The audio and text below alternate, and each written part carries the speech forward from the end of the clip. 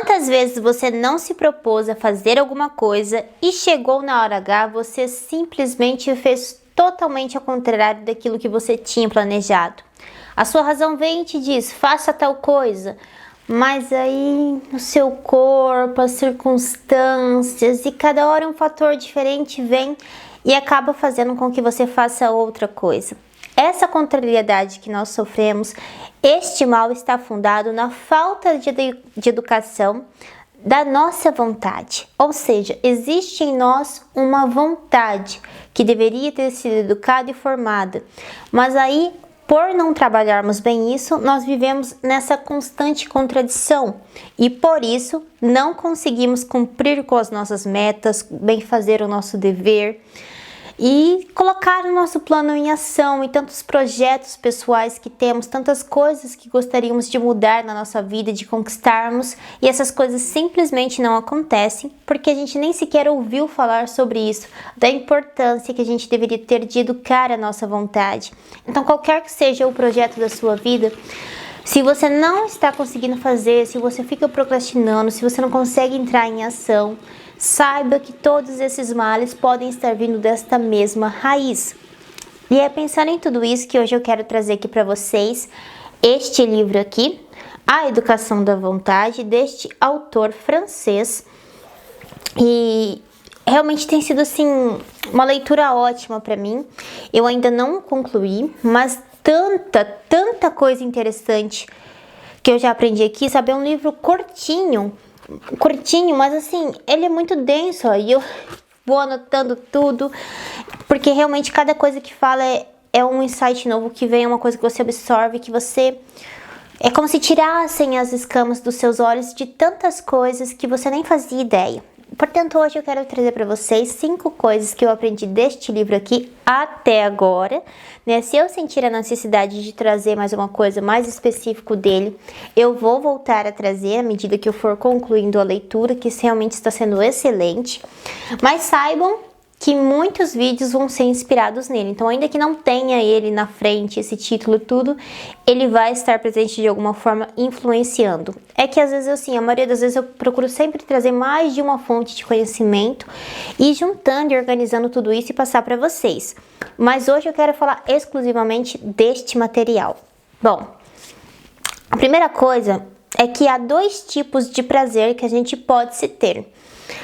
O primeiro deles é um prazer muito fácil e acessível a todos, porque está ligado muito a uma coisa assim carnal, que você não precisa de nenhum esforço praticamente para poder senti-lo, mas justamente por ser muito fácil, de que ele vai embora muito rapidamente também, e ele tende a não nos satisfazer assim por completo como o nosso espírito acaba ansiando. E aí a gente cai na presunção de que a gente quer continuar, seja comendo, seja bebendo mais uma vez, ou então tendo algum tipo de relação íntima. Cada um ele se apega a um tipo de prazer carnal, porque é um prazer fácil, mas ele não supre essa nossa demanda que o nosso peito almeja. E muitas pessoas acham que a resposta continua, né, em você aumentar a quantidade, quando isso na verdade não dá certo. E por ter todas essas problemáticas, esse tipo de prazer, ele não tem nenhum mérito em si mesmo, porque assim, qualquer tolo consegue ter acesso a ele, né? Então assim, vamos pensar em termos de mercado, né? Se as pessoas vão valorizando aquilo que é mais raro, né? Que demanda mais tempo para ser feito e executado, que é um trabalho mais primoroso, se é uma coisa que qualquer mongolão, né, consegue fazer, então assim, você nunca vai conseguir se diferenciar através deste tipo de prazer. Então ele não te traz nada que te edifica. E numa questão mais espiritual, ele pode ser algo até que pode te afastar de certa forma de Deus, né? Quando você faz dessas coisas que saciam a sua carne como se fosse o Deus da sua vida. Você coloca eles em primeiro lugar. E se em algum momento é pedido para você renunciar a eles, você se agarra a eles com tudo e não quer deixar de jeito nenhum. Ou seja, eles estão passando a ser o Senhor da sua vida, ainda que você não queira.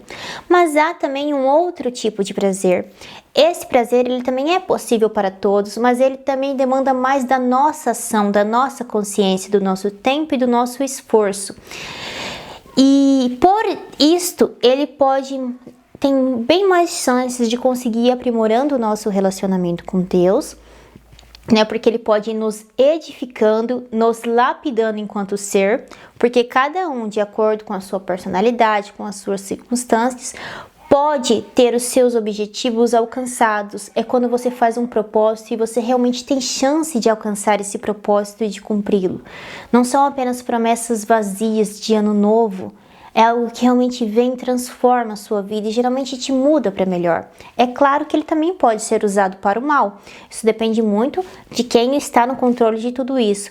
Mas com clareza, né, com uma boa intenção, você pode usar esse fator a seu favor, caso você aprenda a trabalhá-lo.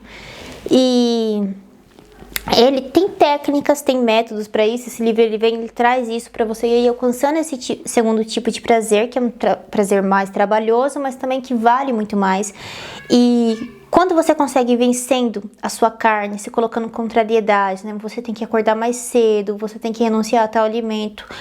Mas aí você consegue ao final chegar e alcançar a sua meta. Isso traz para você uma satisfação, uma gratificação, uma alegria que nenhum preguiçoso, né, que desistiu antes mesmo de começar nas primeiras dificuldades, será capaz de sentir, porque nunca persistiu por este caminho. Ele fica apenas no lado fácil. E a gente parte para o segundo, que é o quê?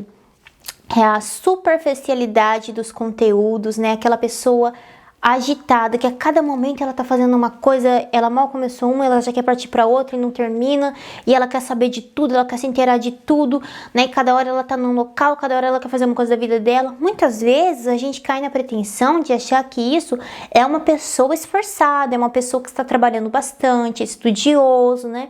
E se você for ver bem, isso está, né, na nossa forma de ensino, nos nossos currículos que estão nas nossas escolas. São tantos temas para se conhecer, tantos assuntos para se estudar, que nunca consegue se chegar à profundidade mínima de nenhum deles.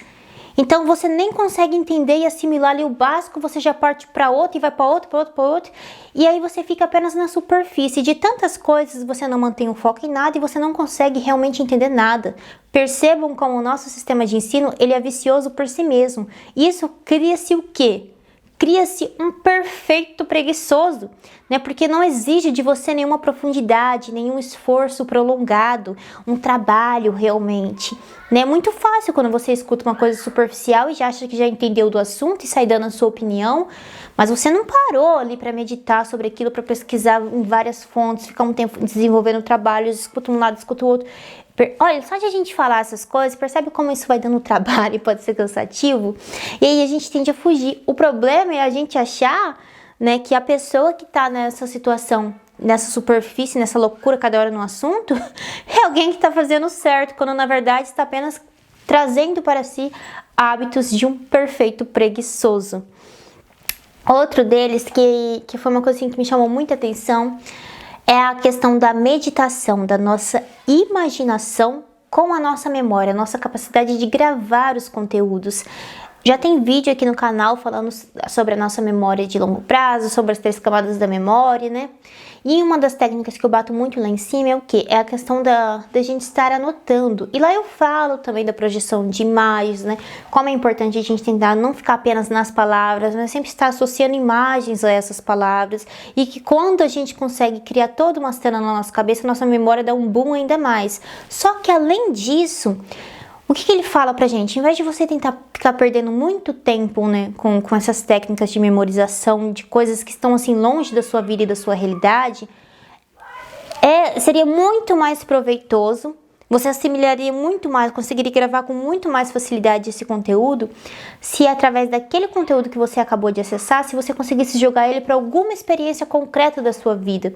Então você associa esse conteúdo que você ouviu com alguma experiência que já aconteceu com você, porque ela já está lá na sua memória. Então você soma mais uma informação. Com isso você consegue gravar mais facilmente e também entender muito mais. Né? Isso foi assim, uma coisa assim que, sabe, aquela luz assim na cabeça da gente, realmente é muito proveitoso.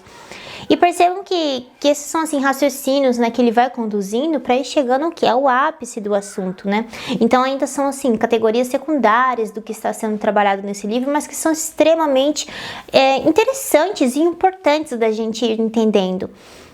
Outra coisa que eu também aprendi, nossa, isso quando eu ouvi assim, sabe? foi assim uma coisa que virou assim a cabeça, porque ele fala que a gente é muito emocionais. Nós somos muito emocionais e as nossas decisões, as decisões que movem o mundo. E aí você começa a pensar em política, você começa a pensar em vendas, né? O que faz com que você compre tal coisa que às vezes você nem quer, né? O que faz com que as pessoas comprem certas ideias que não tem lógica, mas ainda assim a pessoa vai lá e ela acredita no fulano que tá falando aquilo. Olha só a questão da memória com experiências práticas, tá vendo? Tudo isso por quê? Por que as pessoas têm esse tipo de atitude? Porque as pessoas não são movidas pela verdade e pela razão, pela lógica das coisas. As pessoas são movidas pela emoção. Então, alguém perspicaz que já entendeu isso, ele sabe que se ele quer ter algum poder de convencimento sobre você, seja para te vender um produto ou uma ideia, ou até mesmo a si próprio, né, como em questões políticas, ele precisa o quê? No seu emocional. Então ele vai querer se pintar de bom mocinho, de humanizadinho, entendeu? Olha só, né, como eu gosto das criancinhas, como eu gosto dos pobres, né? Ele vai tudo em questões emocionais e às vezes o cara é um FDP. Né? Se você for ver o histórico dele mesmo, sabe, fala assim, gente, intragável. Mas por que ele convence tanta gente? Porque ele consegue trazer para si essa visão caricata do bom mocinho que está ligado a sentimentos que movem as pessoas, que motivam as pessoas. E ainda você coloca aquele fundo musical, né, que dá aquela emoção, você chega quase a chorar.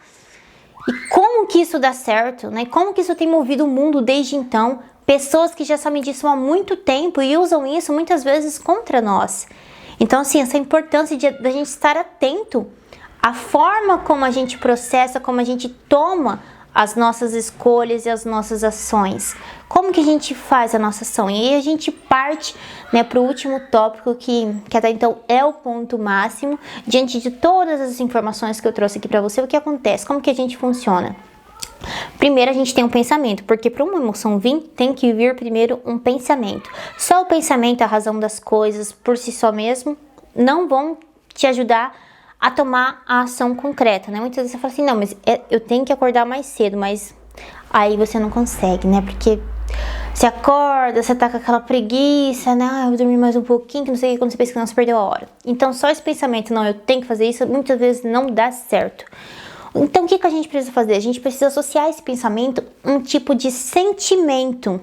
E esse sentimento, como que a gente cria essa ponte? Através de uma meditação reflexiva. Porque a gente precisa começar a pensar, né, no nosso bem-estar, nas alegrias que nós teremos se a gente conseguir executar aquela ação. Nossa, meu trabalho ele vai adiantar, então eu vou conseguir sair mais cedo do trabalho depois, ou então esse final de semana eu vou conseguir viajar, vou poder passar mais tempo com a minha família, com os meus filhos. Alguma coisa que está ligada muito profundamente a algum prazer para você, alguma alegria, algum sentimento mesmo, você tem que associar para que você consiga tomar essa ação. Porque pensamento, a meditação aqui no meio, que leva para quê? Leva para o sentimento que se cria e aí sim a ação. Muitas vezes a gente quer partir direto do pensamento para a ação e é onde a gente fracassa por completo. Agora é claro que fazer essa ponte aqui não é tão simples porque a gente nunca ouviu bem dizer essas coisas, né? Poucas pessoas conhecem sobre isso, então é uma coisa assim que a gente ainda tem que se colocar num constante treinamento pra gente ir desenvolvendo e se aprimorando e conseguir fazer isso. E ele até fala, né, que não tem como, muitas vezes na hora que você está sendo desafiado, na hora que você tá pra acordar da sua cama, você não vai conseguir fazer essa meditação ali na hora. Então o que você tem que fazer? Num tempo de calmaria, no silêncio, a importância do silêncio mais uma vez. Você fez toda essa meditação, você não vai conseguir fazer ela toda vez que você precisar, mas a partir dela você tem que o quê? Criar algum gatilho. Sabe aquela palavra-chave que já faz você vir à tona aquele sentimento que você tem? Sabe, alguma coisa assim? Muitas vezes a nossa emoção ela surge assim, não é de toda uma reflexão, uma consciência, né, do que está acontecendo com a nossa cabeça, mas é alguma coisa que a gente vê, ou que a gente escuta, que aciona um gatilho em nós, da nossa memória, que traz todos aqueles sentimentos à tona, e aí ação. Muitas vezes as pessoas até, esse é o processo também de quadros depressivos, de ansiedade, para você ver como que a nossa mente e o nosso corpo vai se relacionando, né? E a gente vai agindo e repercutindo tudo isso. Então, assim, um livro primoroso, excelente. Todo mundo que quer entender a si próprio e no autoconhecimento, que quer conseguir tomar as ações concretas que necessita na vida, deveria ler esse livro, porque ele é excelente.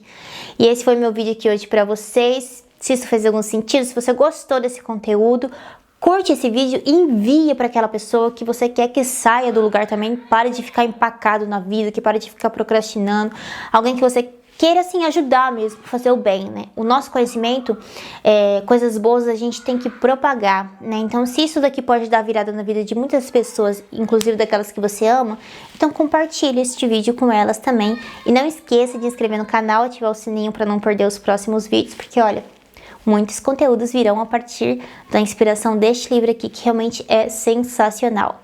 Até a próxima!